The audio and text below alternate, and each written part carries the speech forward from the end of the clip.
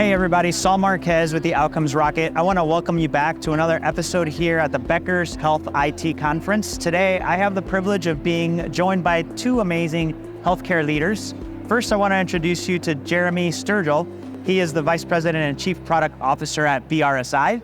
And I also want to introduce you to Suzette Rahn, who is the VP and Chief Operating Officer also at BRSi. Welcome to the podcast, guys. Thanks for joining. Thank you, Phil. Absolutely. So we are privileged to be having this conversation with you and want to ask you really to kick things off. What is the value that BRSi is delivering to the healthcare ecosystem today? So just to start from the beginning, BRSi started out 32 years ago in the denials management space.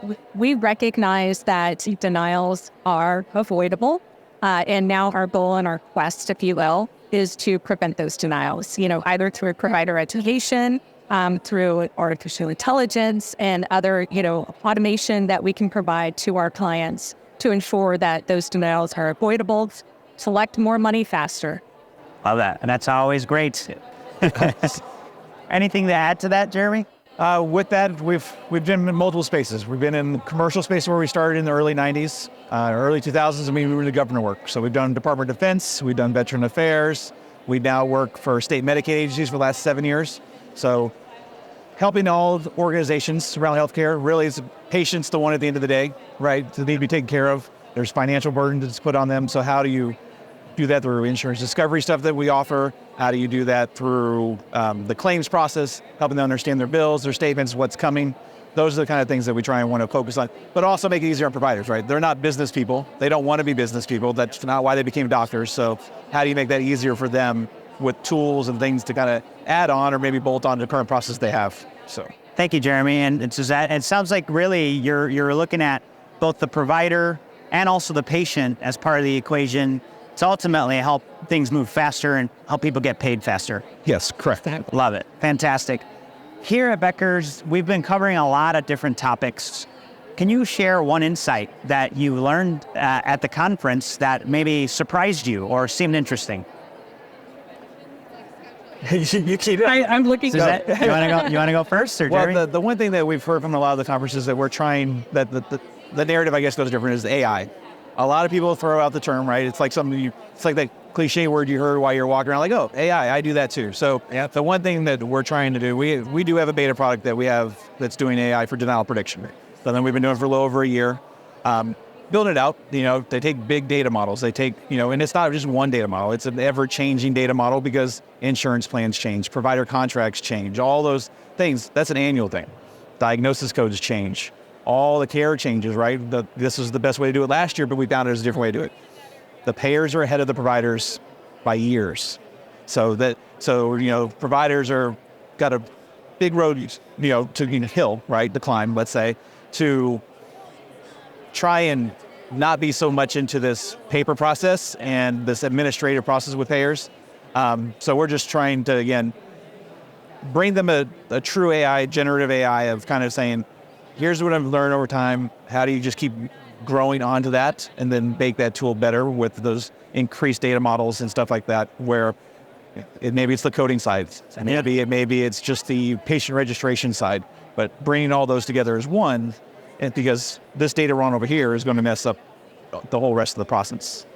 Yeah, that's really great. And I think ultimately the goal is not to just simply throw stat on people at the problem, but to really analyze and identify where the problems are, how to fix those, be it a front-end issue, payer relations. So we actually have developed a number of different teams that can address those various issues that can help with, payer processing and help increase that time, reduce the days in AR, all of the key performance indicators that our, clients or healthcare systems are looking at. Those are the things that we're helping to improve. As Jeremy mentioned, we are working with the Department of Defense currently. We have created software that is currently in use with the Department of Defense. So, we feel like we definitely have the tools, we have the knowledge, we have the technology and the people in place to be able to bring a really outstanding and unique product to the marketplace. Thank you. Sounds like you guys have a lot of valuable tools, resources, and staff. And the insights point to there still are gaps that need to be filled. And thanks to, companies like BRSi, we have partners that we could lean on for that. Correct. For all of the audience listening and also watching us, what call to action would you give them, and what's the best place that they could reach out to you for more information? I think the best call to action would be, it's a team approach. We know we're experts at what we're experts at, but this process involves a number of different teams that have different experience. So we're big on what falls under me, and my position is partnerships. So when I'm here, it's not just meeting with providers, I'm walking through and I'm talking to these other people that are specialists in their areas and seeing if there's a strategic partnership. They don't do what we do, and we're a small company. In the Medicaid space, we compete with large companies that have been in this space for a long time, thousands of employees to our few hundred, right? So how do you compete with them? And that comes from small companies partnering together. And to us, we feel for the providers, they get the best in that essence, right? If you go to one big conglomerate, sometimes you lose that customer-centric feel, that client-centric feel. If we approach it from a partnership, everyone's bought in, they help on their piece, we help on our piece, but then we do that all together as one. So I think that's one thing for, I would say, call action, just kind of look at everything that's out there. The name isn't everything, right? Get to know who your vendors are, understand what their culture is, and then does that culture fit your culture? Great call to action. Thank you, Jeremy. And Suzette? Well, I think Jeremy pretty much said it all. That collaboration is definitely key. We have a collaborative effort both internally with all of our teams as well as with our partners. Any vendors have both, with subcontractors and our clients. We take a very collaborative approach with our clients. We always say we don't take a cookie cutter approach because we really want to understand them, their needs, their pain points, and then be able to address those issues with them.